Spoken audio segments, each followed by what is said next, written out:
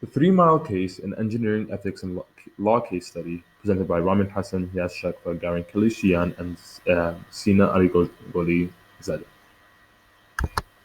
An overview of what happened on March 28, 1979. There was a cooling system malfunction that caused a partial meltdown of the reactor core.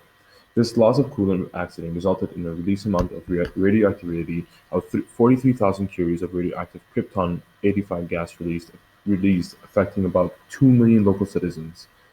However, no health issues were recorded following the meltdown of the reactor. The players in the situation were William Zeeby, the ship supervisor, Fred Schumann, and two control room operators, Edward Frederick and Craig Frost. Metropolitan Edison Company were also players.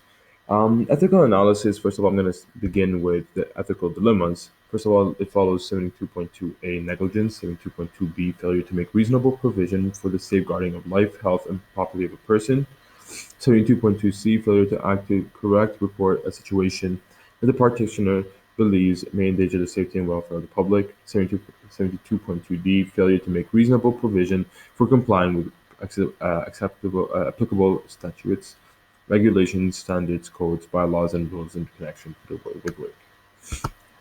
Generating alternatives. Do nothing or let the 3 Mile Island be an awareness of any future problem. Providing enhanced training for every future maintenance operator and staff. Awareness to all public citizens about possible critical concerns. Proper and well-strategized safety protocol aiming for rapid response to any failure. And immediate report to a professional engineer or senior executive outlining any failure or critical situation. Now, analysis. First of all, if we do nothing, would result to possible recurrent future complications. Second, providing enhanced training to all employees achieves both public safety assurance and maintaining a healthy environment. Public awareness reduces possible side effects following radioactive emissions, and reporting to professional and organizing a safety protocol maintains public safety, rapid response time intervals, and connections within the corporation. And finally, the decision, the plant must have a rapid, organized safety protocols to ensure public safety following potential consequences. All staff must be properly trained and given specific guidelines reviewed by a professional engineer or senior executive. And now we're going to look at the legal analysis of this case. And for this case, we related it to three precedences, which are the Donghue versus Stevenson case in 1932, the Hedley Byrne versus Heller case in 1964, and the Wolverine 2 versus the Noranda Arthur Little case in 1994.